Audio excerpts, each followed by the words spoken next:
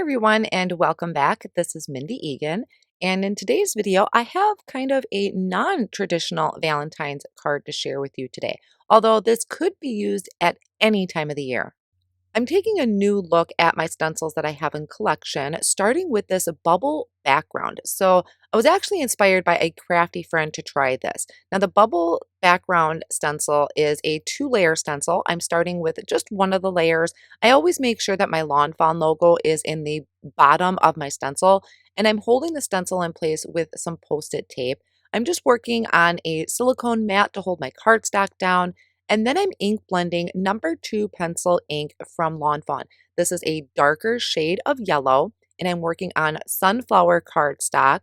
After I removed that first layer of the bubble stencil, I am bringing in the second one. I just made sure that my Lawnfawn logo was in the bottom as always, and then just kind of overlapped the bubbles and brought that number 2 pencil ink in again. Now I'm wiping off my stencil, leaving that last layer in place, and I'm bringing in fairy dust stencil paste, which is my absolute favorite. I need to stock up on this. It's just a beautiful glittery stencil paste. I'm spreading this all across my background, not putting too much of a thick layer to it. The more you put on, the longer it's going to take to dry. So after I scrape that off, I'm going to carefully remove this. I'm going to wash my stencil off in the sink with some warm water and soap and let my background dry. I'm stamping out images for my card front, so I have the jar from How You Been and this little jumping mouse from You Autumn Know, stamping that on 80-pound white cardstock with the Lawn Fawn jet black ink. And then I'm bringing in the conversation hearts and adding that right into the center of my jar. The conversation hearts you could color in with any color medium that you have, but there's this solid heart image that is on the conversation hearts add-on stamp set. So I am going to stamp all of the hearts that are in the background with sunflower ink, and then I'm going to stamp the ones that are in the forefront with number 2 pencil. Now there is a little bit of overlap, but once the ink dries, you really can't see that overlap. Then I'll come in and color up my jar and my mouse using my Copic markers. As always, I will have my Copic markers listed at the top of the screen. So the top of my jar, I have N6, N4, and N2. I'm keeping the highlight area in the center, so that is going to be my lightest marker. And the same thing for the jar. I'm just adding a very, very light blue hue around the edges. I'm leaving kind of the center more of a white, so my blue is going to fade off into that white of the jar. For my mouse, I'm going to do the same thing. I'm going to keep kind of a highlight area in the center of the mouse, so I added my darkest color, which is the E44, to each side of the mouse and then blended those together. So I have E44, E43, and E42. I'm going to give it a light belly, so I have E53 and E50. I also used that E50 or 53 for the ears, and then R22 for the nose and some rosy cheeks. Then I just die cut these out. I'll set it off on the side to work on my sentiment. I'm using this Grateful, which is from the Scripty Autumn Sentiments that I'm stamping in jet black ink onto the 80-pound white cardstock. And I'm going to use the coordinating die to cut that out.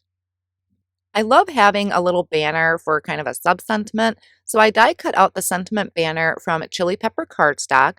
I'm prepping this with my anti-static powder tool, and then I'm inking up this smaller sentiment, which is also off of the Scripty Autumn Sentiments, and I'm stamping that in the Yeti ink. So it's a white pigment ink.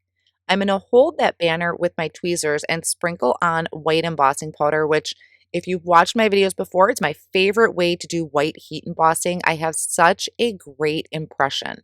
And then I'm melting that with my heat tool, also holding it with my tweezers to protect my fingers. My panel is nice and dry, so I'm going to die cut this out with a stitched rectangle border. And now I'm working on my base, and I love doing this in my MISTI because it helps me be able to get an even margin around my cardstock. So I have chili pepper as my base, which is 4 1/4 by 5 1/2. I have a piece of white cardstock. You could see I used that scrap piece that I die cut out my sentiment from, and then adding on my stenciled background. I really wanted to create kind of the look of cheese to go with my mouse and those hearts. So that's kind of the concept that I have going here is those bubbles in the background, the bubble background I used. I wanted it to look like a cheese background, and then That's why I did the hearts in yellow, is to look like little hearts of cheese, just kind of a cute twist to everything. So I added my grateful die cut word with liquid glue, popped up my sentiment banner. I'm also popping up my little jar. Now this one I struggled with as far as putting on my card. I was going to put it directly in the center, but it just didn't look right and my mouse was going to be hanging off at the edge. I originally wanted the mouse on the top, but that was sticking up too high.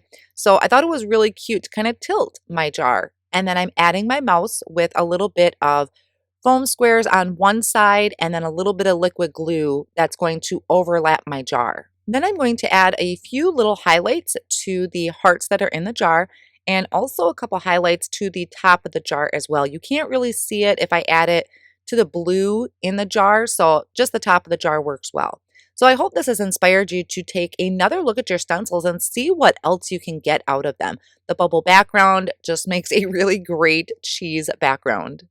Thank you so much for joining me today, and I'll see you again soon.